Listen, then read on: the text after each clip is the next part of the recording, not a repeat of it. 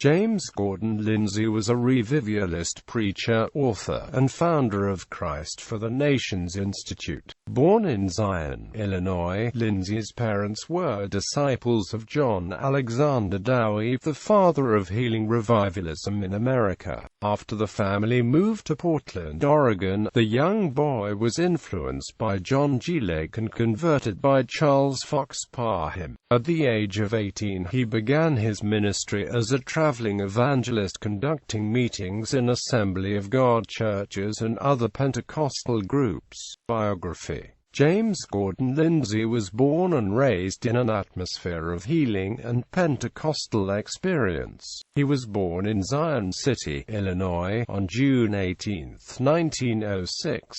His parents were Thomas Lindsay and Effie Lindsay. They were followers of John Alexander Dowie, a famous healing evangelist. When the city went bankrupt after the fall of Dowie, the Lindsay family moved to a Christian community in California, led by Pisgah E. Yoakum, and then to Portland, Oregon. He converted during a meeting led by Charles Fox Parham, the initiator of the Pentecostal movement in Topeka, Kansas. He then developed a relationship with John G.Lake, who started the Divine Healing Mission in Spokane, Washington and Portland, Oregon. Lindsay traveled with Lake in the campaigns of California and the southern states. Then he became a pastor of a Foursquare Gospel Church in California, but returned to Oregon, where he married Frieda Gimpf.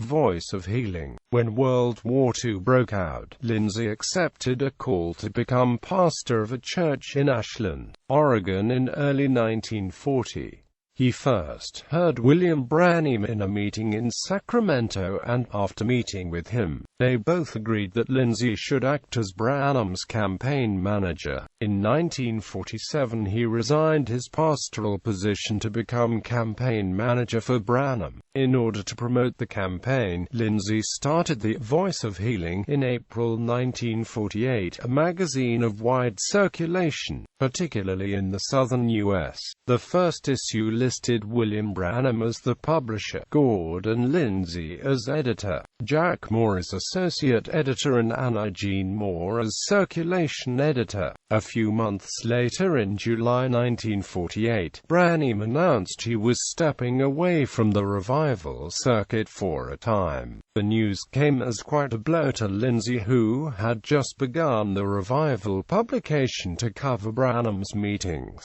Coverage of other evangelists, such as Jacko, Oral Roberts, and D.A. Allen, began to appear in the magazine as it circulated nationwide. The group sponsored the first convention of healing evangelists in Dallas, Texas during 1949, and began to function as a loose fellowship of ministers under the Voice of Healing banner. By October 1950, Branham was no longer the publisher but was listed as an associate editor.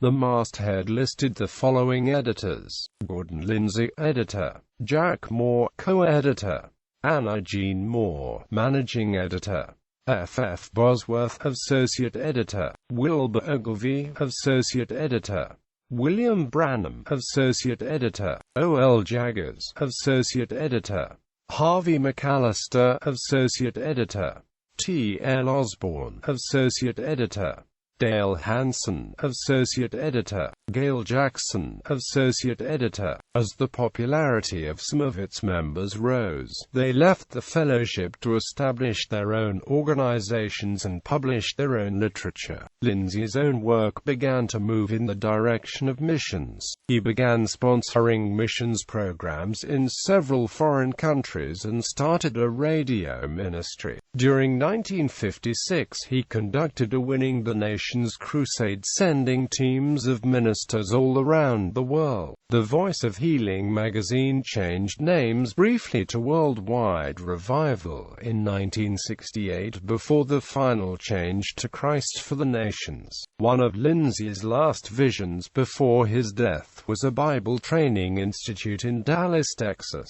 Christ for the Nations Institute began in 1970 and has trained thousands of students from around the world. Lindsay was a prolific writer, publishing over 250 50 volumes of historical and doctrinal books on the healing revival movement. His ministry came to a halt with his sudden death April 1, 1973. Lindsay's wife Frida and family continued the work he began. Christ for the Nations, Inc. has 5 main facets: a national church program, a national literature work, a Jewish mission in Israel, national and international Bible training schools, and a prayer and tape ministry. Gordon Lindsay was also the first evangelical preacher-writer to see a link between the UFO phenomenon of his day and the fallen angels, Nephilim, in Genesis chapter 6.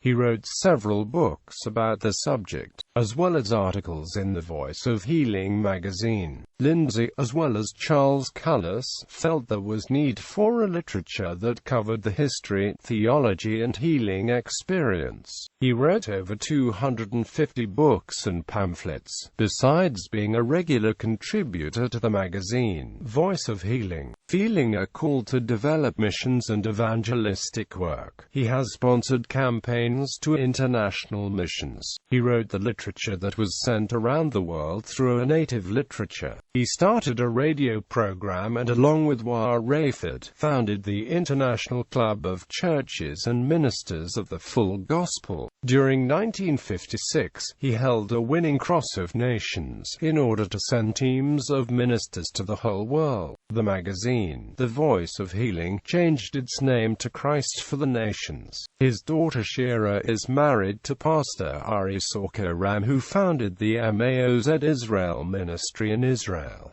Christ for the Nations Institute. Some years he has been teaching people to be missionaries in the nations, the power of the name of Jesus and the baptism in the Spirit to the believer. Then in 1970 he founded, together with his wife Frida, the Christ for the Nations Institute. Now has over 1,200 students, 250 international students from 50 different nations.